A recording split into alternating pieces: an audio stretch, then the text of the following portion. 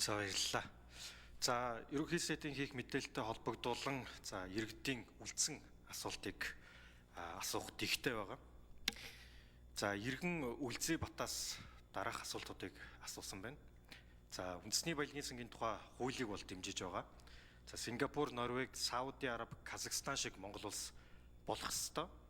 За үүнийг хийхин тулд стратеги ордуудын эзэмшлийг хэрхэн тодорхойлох вэ гэдгээс шууд шалтгаалнаа.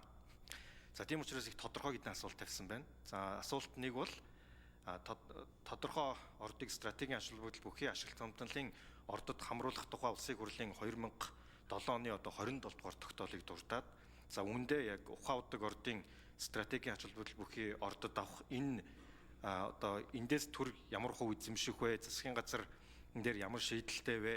Энэ яагаад удаад байна гэсэн асуултыг тавьсан байна. За хоёрдугаарт мөн яг энэ 2007 оны 27 дугаар тогтоолтой холбоотойгоор 39 стратегийн ордын жагсаалт дотор 18 дээр ирэмблэгдсэн нийгмийг бас хоёр талцуулаад байгаа төвөрг нуурын ордыг бас дурдсан байна. За энэ төвөрг нуурын ордыг бас төрийн мэдээлэлд хувь хэмжээг нь авах энэ хилцэл яагаад бас шийдэрлэгдэхгүй байна вэ? Энэ яагаад хэр их хугацаа шаардах вэ гэж бас асуусан байна. За мөн үргэлжлүүлээд засгийн газрын бэд Бацандан 2025 оны 4 сарын 14-нд дурдсан Баян хүндийн алтан нар харамгтай халдсан бүрэгтэй зэрэг 8 ордыг засгийн газар саналаа оруулсан. За үүн дээр ямар нэмэлт мэдээлэл байна. За мөн Баянгор аймгийн Шинжинст Баян өндөр сумын нутаг дэвсгэр дамнсан за Баян хүндийн алтан нар ордуудыг бас ордуудын талаар асуусан байна.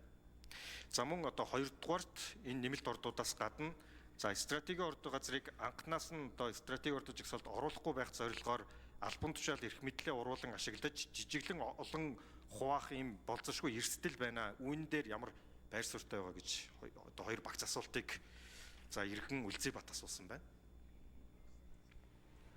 За хариулт авчаад дараагийн асуултуудыг үргэлжлүүлсэн. За засгийн газрын хэрэглэх газрын дараа очрол сайд хариулт өгье. Тэгээ 18 жил их хурлын тогтоол гаргачаад энэ стратеги ордод тооцоолох тогтоолоо их хурлд оруулж ирээгүй 18 жилийн хугацаанд ер нь юу болгосныг бол тэгээ та бүхэн зүгээр нэг хоёр жишээнээс харж байгаа шүү дээ. Тэгээ энэ ямар одоо орчин үеийн залуучууд их өөр болсон юм бэл. Түрүүн бас жаргалан гишүү хэлж ийсэн. Энэ Чингис хаан баялагын сангийн менежментийн компанид энэ орчин үед өндөр боловсрол эзэмсэн залуучуудыг орж ажилуулж тэр дэлхийн хөрөнгө оруулалтын менежментийн компанийг урьж авчрах, менежментийг сайжруулах, тэр asset management хийлгэх гээд ингээд бид нар ч урьж залж байгаа байхгүй яг үнд. Тэгэхгүй бол энэ төрдөж ажиллах хөнгө болчиход байна л да. Тэгээ нөгөө өгөөжийг нэмэгдүүлэх ажлуудыг хийлгэхэд дэлхийн хил усаар ярих гадны менежмент дээр олж ирэхэд бас зүдэржил байгаа байхгүй. Тэгээ энэ залуучууд ч өөрсдөө нөгөө офшороор дамжуулаад яаж мөнгө төгрөг гаргадгийг, яаж үндэстэн дамжсан хэлхээ холбоо үүсгэдгийг, яаж шанхууруулдаг вэ гэдгийг бол надаар хэлүүлдэггүйгээр өөрсдөө гаргаж ирээд олон улсын тэр биржээс мэдээллийг аваад ингээд нэгтгэхэд гаргаад ирж юм л д. Тэгэл ингээд байгаа л баримтууд ингээд гаргаад тавихад зүгээр нэг дээр нь л нэг юм болдог. Түүн шиг одоо бол бид нэр цаашдаа нөгөө нуурыг харахгүй, худгийг нь хараад, оог нь харахаар овоолгыг нь харахгүй байдаг ийм зарчимгүй үйлдэлээ бол таслан зогсоогоод баялагын сан дээр яг тэгш хандах ёстой. Хэлцээр хийх ёстой. Тэгээ байгалийн баялагийг хэн нэгэн бүтээгээгүй.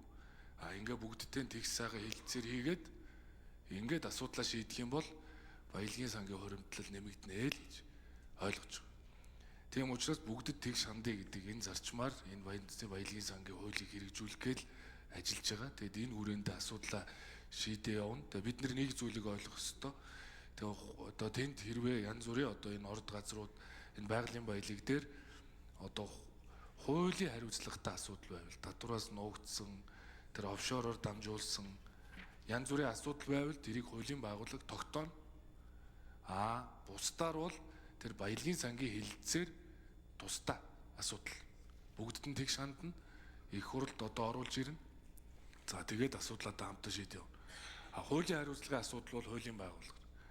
Янз бүрийн баримтууд олдсон бол түүнийг хуулийн байгууллага илгээн түүнийг хуулийн байгууллага шалгана. Гэхдээ үүнээс үл хамааран монголчууд байгалийнхаа баялагтаа эзэн болох ажил бол тасралтгүй хийгдээд явна л гэдэг ийм байр суурьтай л байна. За, Батнайр Үнэлэгч үргэлжлүүл асууя. Энэ асуудал ерөнхий сайдын мэдээллийн дараа жагсаал цуглааны эрхчлөөний тухай хуулийн асуудал орно шүү. Тамгын газар бэлдээрэй. За, Батнайр Үнэлэгч. За дараагийн Иргэн Ганбаярын маш тодорхой асуулт байна. За дархны төмөргийн үйлдвэр хувьцаат компани болгож орон нутгаас нь боловсон хүчин нөөцөө бүрдүүлж болохгүй юу? За мөн Иргэн Ганбаярын хоёр дахь асуулт яг асуулт авахцаагаа ч гэсэн иргэний асуултыг бас асуух ёстой. Ирэх зүйн зохицуулалтаа сайн хийж иргэн бүрд бодиттой хүрсэн бүх шатанда үнэнч шударга ажилламаар байна. Ирэх мэдл албан тушаалаа ашиглаж боломжийг дээгүүрээ хүртэг байж болохгүй байна. Үүн дээр бол бухимдалтай хандаж байна.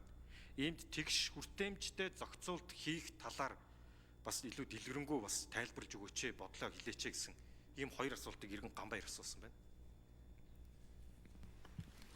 За, ерөнхий сайд хариулт өгье. За, Ганбаярт баярлалаа. Өнөөдөр бид Баялагын сангийн тухай хуулийг яг сонгодог агуулгаар нь батлаад яг 1 жил болж байна. Хэрэгжиж эхлээд. Хэрүүлтэй оролтоо зөндөө юм одоо болсон. Би бас хэлсэн. Оюутлагаатай холбоотой 2.3 тэрбум доллар тэглэх гэж их хурлаар 3 удаа бас нэлээдгүй л тийм ихтгэлцээ өрнөсөн. Эрдэнтийн 49-тэй холбоотой асуудал бас бөөнлөн болсон. За наа дархан төмөрлөг хөтөлгээд. Гэхдээ энэ бүх зүйлийн үр дүнд бид нар үндэсний баялагын сангийн тухай хуулийг өнгөрсөн жил баталж чадсан, намууд зөвшөлдөж чадсан. Одоо өнөөдөр мэдээж бид нар 1 жилийн дараа одоо яг нэгдсэн 3 сангийн тухай ярьж байна. Тэгээд дэлгэрэнгүй тайлбарлах гэсэн учраас би одоо маш товч байдлаар стратегийн ордын 34% болон түүнтэй одоо тэнцүүлж зөвшөлдсөх борлуулалтын орлого эсвэл одоо амнат. За үүнийг бид нар одоо хэрхэн томьёолох вэ гэдгийг өнөөдөр бас бид нар ярьж байна. Үндэсний баялагын сангийн төлбөр гэхүү орёлтыг гэдэг ойлголтыг хэрхэн тодорхойлох вэ? Энэ бол иргэдийн хуримтлалын нэгдсэн сан. Гэхдээ энэ бол банк шиг одоо боловсрал, эрүүл мэнд, орон сууцнд зарцуулагдана. За мэдээж жишээлбэл орон нутг руу одоо иргэд шилжиж байгаа бол давуу байдлаар тэр сангаас төрүүлж одоо зээл авах ч юм уу ийм боломжийг бол одоо энэ менежментийн баг бүрдүүлнэ. За энэ бол хуримтлалын сан. Тийм учраас өнөөдөр маргаан болоод байгаа стратегийн ордуудын 34%-тай холбоотой асуудлыг яаж бид нар амнаатаар юм уу эсвэл борлуулалтын орлогоор эсвэл 34%-аар нь байлгах вэ гэдэг хуримтлалын нэгдсэн сан хэрэгжих одоо хамгийн том юм сорилт өнөөдрийн одоо мэтгэлцээний гол асуудал болчиход байгаа. За энэ ингээд үе шаттай их хурлаар орж ирнэ. Тус бүрдээ бас нэлээдгүй мэтгэлцээнтэй. Энэ дээр парламентын одоо гишүүд за манай иргэдийн хувьд ч тэр одоо туйлын мэдээлэл нэгтэлж одоо маш хэрсүү хандах ийм одоо чухал сорилтын дундуур бид нар гарнаа. Тус бүрдээ л бас томоохон асуудлууд дагуулна. За хоёр дахь нь бол хөгжлийн сан. За сая Жаргалан гишүүн ч бас асууж байна. Үнэн яагаад уул уурхайн баялагийг ашиглуулад байгаа мөртлөө манай орон нутаг хөгжихгүй байгаа юм бэ гэдэг асуудал. За энэ бол аргагүй бас амнаад 65% нь одоо шууд ирээдүйд гэж хуваарлагдаж байгаа учраас зөвхөн улсын төсөв бүрдэх дээр л уул уурхайн одоо энэ томоохон төслүүд нэмэр болж байгаа. За гэтэл бид нар төсвөө уул уурхайн төслүүдийг яваад болохоор дагаж тэлээд байна гэж. За цаашлаад бид нар төсвийг бол уул уурхайн бус орлогоор за уул уурхайн орлогын зохих хуваар одоо бүрдүүлдэг байх ийм эрх зүйн орчин руу бол үндэсний баялагын сангаар дамжиж шилжих учиртай. За ингээд зарим жил одоо мэдээж нүүрсний ч юм уу за зэсийн үн өсвөл тэрнгүүрээ дамжаад бид нар шууд дэд бүтцийн төслийг хийдэг байх хэрэгтэй. Багасчвал хийхгүй байх хэрэгтэй. Тийм учраас энэ асуудлууд дээр бид нар одоо ингээд 1 жилийн дараа өнөөдөр бол ингээд дүгнэж ярилцж байна.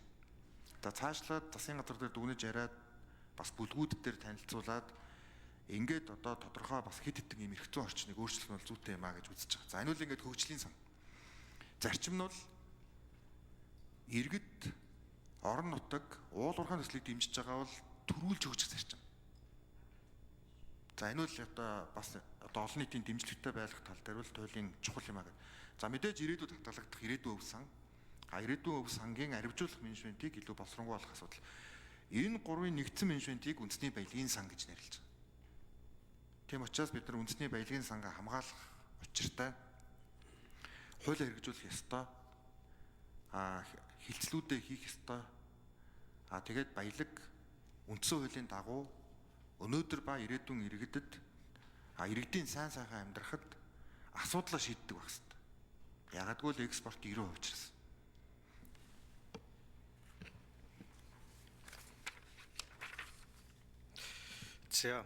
За бас нэг асуулт байсан байгаа. Дархны төмөрлөгийн үйлдвэртэй холбоотой.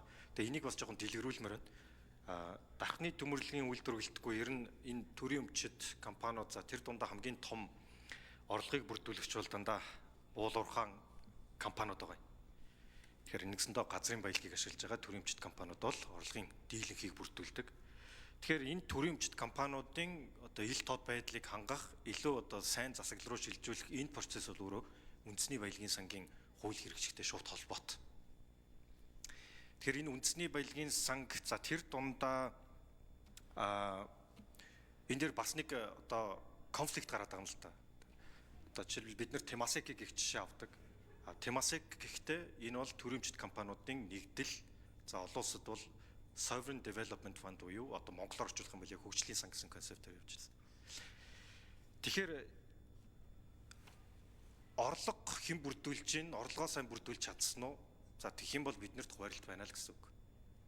Тэгэхээр энэ орлогыг илүү сайжруулах үйл процесс өөрөө энэ төрөмчт компани шинжилэлүүд за тэр дундаа одоо Эрдэнэс Монгол, Эрчист Монгол хэрхэн цаашдаа илүү шинжилэлийг сайн хийж чадахгүй гэдэгтэй одоо нэгсэндээ шууд холбоотой гэсэн. Энэ шинжилэл сайн хийгдэхгүй бол бид нэр хичнээн одоо сангууд ярьсан ч гэсэн тэр нь мөнгөжиж өгөхгүй гэсэн. За тэгэхээр үүнтэй холбоотойгоор энэ төрийн өмчит томоохон компаниудыг за энэ иргэн гамбайрын асуулт бол яг л дархны төмөрлөгийн үйлдвэр жишээ аваад байна л та. Олон нийтийн компани хизээ болох вэ? Орон нутгаас илүү боловсон хүчнээ татдаг ийм шийдэл рүү хизээ орох вэ гэсэн тодорхой асуултыг асууж байгаа.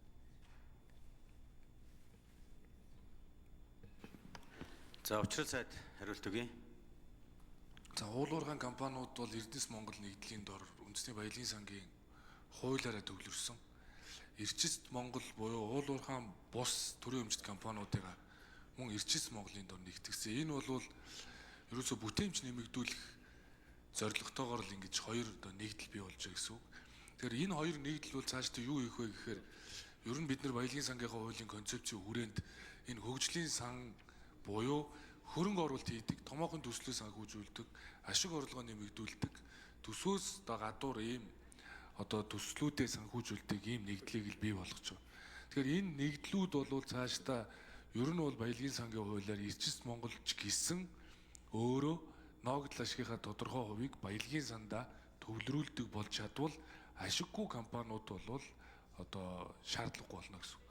Тэгэхээр их хурлын гишүүдээс бол бид хүсэж байгаа нь сая өргөн мэдүүлсэн байгаа төрийн болон орон нутгийн өмчит компани бүтээн засаглал ил тод байдлыг сайжруулах хуулийг хамтдаа баталж чадвал одоо тэр янз бүрийн одоо улс төрийн нөлөөтэй томилгоонууд бол цаашдаа хийгдэхгүй болно. Энэ шин төрийн өмчит компани бүтээн засаглал ил тод байдлыг сайжруулах хуулиар бол тузын гишүүд гүйцэтгэх захирлуудын босго шаардлага бол асар өндөр болж байгаа. Энд бол янз бүрийн тийм шахаа махааны томилгоо нөлөөлөх болцоо бол үнэн хүнд болно. Яагаад гэвэл ашиггүй ажиллаж байгаа бол татан буулга явуулчихаар ашигтай ажиллаж чадах сайн менежерүүдийг л томилох шаардлага үүснэ. Ингэснийхээ хэрээр төрийн өмчит компаниудын энэ захирлуудын нэр хүнд энэ компаниудын нэр хүн түүнийгээ дагаад өснө. Эрдэнэсч Монголч бай, Эрчист Монголч бай баялагын сандаа ногдол ашигынхаа тодорхой хувийг хоримтлуулдаг болохыг л бид нар одоо шаардна. Ингэж одоо цаашдаа энэ засаглал өөрөө зөв болно. Баялагын сангийн хөгжлийн сан өөрөө хөрөнгө оруулалтын яг сангийнхаа жишгийн дагуу төслүүдээс санхүүжүүлдэг ийм л одоо статустайгаар болгоё гэдэг утгаараа энэ хоёр нэгдэлт бол одоо хувааж бүтээмжийг нэмэгдүүлэх, хэмнэлт бий болгох. За тэгээд захиргааны орон тоонуудыг багасгах чиглэлээр бол ажлууд одоо хийгдэж явж байгаа. Одоо их хурлд нийтийн өмчийн тухай хуулийг бариад нийтийн өмчийн хууль, нийтийн өмчит компани засаглал ил тод байдлыг сайжруулах хууль батлагдсанараа компани болвол биетаа засаглах бололцоо бол үүнээс бүрднэ гэдгийг хэлье. За баярлалаа. За үүнтэй холбоотойгоор бас нэг нэмэлт мэдээлэл өгöd бас учир сайдраас илүү тодруулчмаар байл та. За Эрдэнэс Монголын санхүүжилтээр BDO International гэдэг олон улсын одоо консалтинг компани одоо цаашдаа Эрдэнэс Монголын ирээдүй хаашаа чиглэх вэ гэсэн томоохон судалгааг бол одоогоос нэг 6-7 жилийн өмнө хийсэн байдаг. Одоо Эрдэнэс Монгол дээр энэ судалгаа бол баг ингээд мянгаад хуудас олон улсын консалтинг компани хийсэн судалгаа. За тэр компани юу гэж Эрдэнэс Монгол зөвлөсөн бэ гэхээр Эрдэнэс Монгол өөрөө баялагын сан болж хувирах ёстой.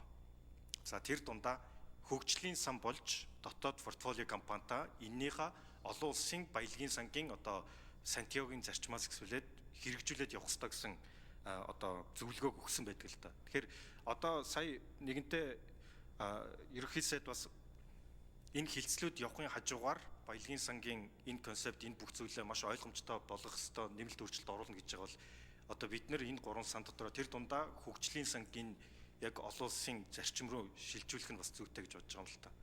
Тэгээ яг сая учрал сая тайлбарласан шиг дотроо уулархан бус гэж хуваагдана те. Хамгийн гол нь яг олон улсын баялагын сангийн зарчмыг биелүүлсэн ийм сан болж одоо хөгжих ёстой л доо. Тэгэхээр энэ дээр бас учрал сайдаас нэмэлт тайлбар авч. За учрал сайд нэмж хариулъя. Тэг хөгжлийн сан болвол цаашдаа бол хөрөнгө оруулалтын сангийн жишгээр бол ажиллах ёстой.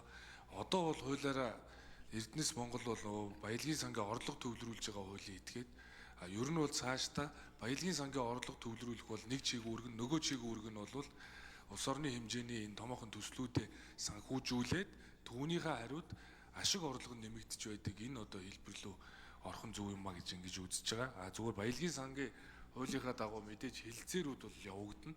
Хилцээрүүд бол явагдахад бол бид нэр одоо тэр due diligence гэж байгаа энэ хяналт шинжилгээг хийх хэрэгтэй. Хяналт шинжилгээг хийгээд бид стратегийн ордуудын 34-ийг авна, одоо 50% дээр хилцээр хийнэ гэдэг чинь бол хэн ч гэсэн одоо шинэ машин авахд хүртэл ядчил будагтай байна уу, замаасгтай байна уу гэдэг энэ чинь одоо бас шалгаж ижил авах ёстой шүү дээ. Тэгэхээр тэр утгаараа бол ажиллана л гэж ингэж ойлгож байгаа. Тэгэхээр бид нар хилцээрийг бол хяналт шинжилгээ хийж хийнэ. За баярлалаа. Монгол улсын ерөнхий сайдын мэдээллийг нэгдсэн уралдаанаар сонслоо.